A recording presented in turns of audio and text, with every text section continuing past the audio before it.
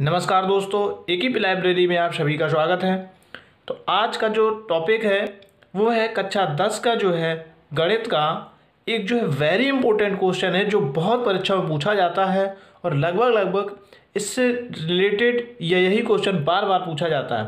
तो ये क्वेश्चन है आपका कि सिद्ध कीजिए √2 एक अपरिमेय संख्या है।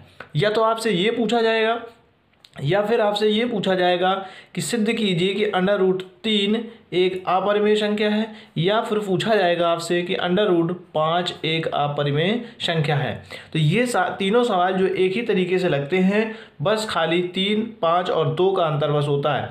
तीनों के लगने का तरीका एक ही है। तो शुरू करते हैं और ये क्वेश्चन हो जाता है मोस्ट इम्पोर्टेंट क्वेश्चन जो कि बोर्ड परीक्षा में ज़रूर पूछा जाता है। तो देखते हैं इस क्वेश्चन को। देखिए, दिया है कि सिद्ध कीजिए √2 एक अपरिमेय संख्या है। अब इसको लगाते हैं तो इसका हल जो है कैसे लगेगा, इसका हल लगेगा। देखिए, सबसे पहले अब चूँकि लगाने के लिए इसको सबसे पहले मान लेते हैं कि माना √2 एक परिमेय संख्या है। कैसी है? √2 एक परिमेय संख्या है। अब जब ये परिमेय संख्या है तो इसको जो है √2 बराबर लिख सकते हैं P/Q के रूप में, जहाँ Q बराबर नहीं होना चाहिए 0 के, यानी जो ये Q है 0 के बराबर नहीं होना चाहिए। तो P तथा Q जो है क्या है? सहअभाज्य संख्या है। सहअभाज्य जो है संख्या, सहअभाज्य संख्या है। अतः HCF जो होगा इनका कितना होगा, यानी P और Q का HCF जो होगा वह 1 होगा। तो सहअभाज्य संख्या वो होती है जिनका HCF कितना होता है, जिनका HCF जो है 1 होता है। क्या होता है? जिनका HCF 1 होता है। तो अब जब इनको हम P/Q के रूप में लिख सकते हैं √2 को, तो इसके नीचे 1 मान लेंगे और इनका क्रॉस मल्टीप्लाई करवा लेते हैं। तो यहाँ हो जाएगा P बराबर, अब जब इसका क्रॉस हो जाएगा तो ये इधर चला जाएगा, तो P बराबर हो जाएगा हमारा, क्या हो जाएगा? √2Q, या Q√2 भी इसको हम लिख सकते हैं। क्या लिख सकते हैं? या Q√2 लिख सकते हैं। अब यहाँ जो हम क्या करेंगे, इन दोनों पक्षों का करते हैं वर्ग। तो यहाँ हम लिखेंगे दोनों पक्षों का वर्ग करने पर, दोनों पक्षों का वर्ग करने पर। अब दोनों पक्ष ये दिया है, एक ये दिया है, तो यहाँ करेंगे P का स्क्वायर बराबर, यहाँ पर जो है क्या करेंगे √2Q का स्क्वायर।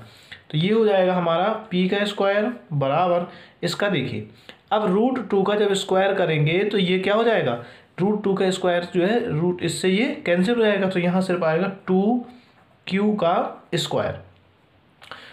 अब जब इतना आ जाएगा तो हम लिखेंगे आगे कि आगे क्या दिया है हमारा, चूँकि P स्क्वायर जो है किससे विभाजित है, 2 से। P स्क्वायर 2 से क्या है, विभाजित है। किससे विभाजित है? P स्क्वायर 2 से विभाजित है। चूँकि देखिए P स्क्वायर और ये Q स्क्वायर दिया है, तो ये जब इस साइड आएगा तो ये इसमें 2 का भाग करेगा, यानी इसको ऐसे लिख सकते हैं कि P²/2 बराबर Q स्क्वायर। तो यानी ये इसको विभाजित कर देगा, तो इसीलिए यहाँ लिख देंगे चूँकि P स्क्वायर 2 से विभाजित है, तो इसीलिए जो है P भी 2 से विभाजित होगा, यानी 2 भी जो है इससे विभाजित होगा। ऐसा हम अब इसमें लिख सकते हैं। तो अतः क्या हो जाएगा कि P बराबर हो जाएगा, अब हम थोड़ा सा इतना जब हो गया तो इसके बाद जो है अब इसको P बराबर 2R मान के लगाते हैं। क्या मान के लगाते हैं कि P बराबर 2R मान के इसको अब आगे लगाते हैं। फिर यहाँ लिखेंगे जो है, फिर वर्ग करने पर, फिर दोनों जो है पक्षों का क्या करने पर, वर्ग करने पर। क्या करने पर? दोनों पक्षों का वर्ग करने पर। इसको मान सकते हैं आप समीकरण 1 भी मान सकते हैं। क्या मान सकते हैं? इसको समीकरण 1 मान सकते हैं। इतना आप जो है समीकरण 1 भी मान सकते हैं। अब यहाँ फिर से हमने लिया है P बराबर 2R और दोनों पक्षों का वर्ग करने पर। अब यहाँ जब देखो दोनों पक्षों को वर्ग करेंगे तो पी स्क्वायर बराबर हो जाएगा 2r का स्क्वायर। ठीक है, पी स्क्वायर बराबर हो जाएगा 2r का स्क्वायर। तो अब पी स्क्वायर बराबर जो है क्या करेंगे, पी स्क्वायर बराबर हो जाएगा हमारा, यानी 2 का वर्ग हो जाएगा।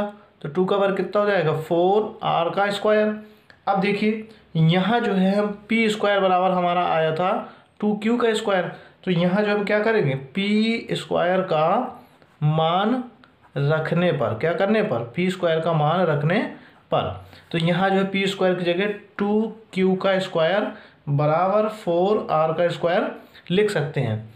अब इतना लिखने के बाद जो है हम क्या करेंगे, ये हमारा हो जाएगा q स्क्वायर बराबर बचेगा यहाँ पे 4r स्क्वायर बटे आ जाएगा हमारा 2, क्या आ जाएगा हमारा 2 आ जाएगा, तो 2 से ये कैंसिल हो जाएगा, तो q स्क्वायर बराबर हो जाएगा कितना, q स्क्वायर बराबर हमारा क्या बच जाएगा यहाँ पे, यहाँ लिख देंगे हम 2r स्क्वायर। तो अब हम यहाँ लिखेंगे कि चूँकि q स्क्वायर जो है 2 से विभाजित है, 2 से विभाजित है, किससे विभाजित है, 2 से विभाजित है। अब यहाँ चूँकि q स्क्वायर 2 से विभाजित है, इसलिए q भी जो है 2 से जो है विभाजित होगा, क्या होगा, ये भी 2 से विभाजित होगा।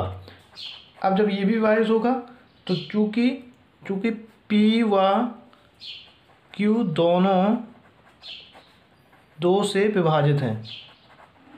विभाजित हैं, देखिए ये भी विभाजित हो गया इससे और ये भी जो है इससे विभाजित है, तो दोनों जो विभाजित हैं तो हम लिख सकते हैं कि अतः HCl P यानी Q का बराबर 1 के, अतः हमारी अवधारणा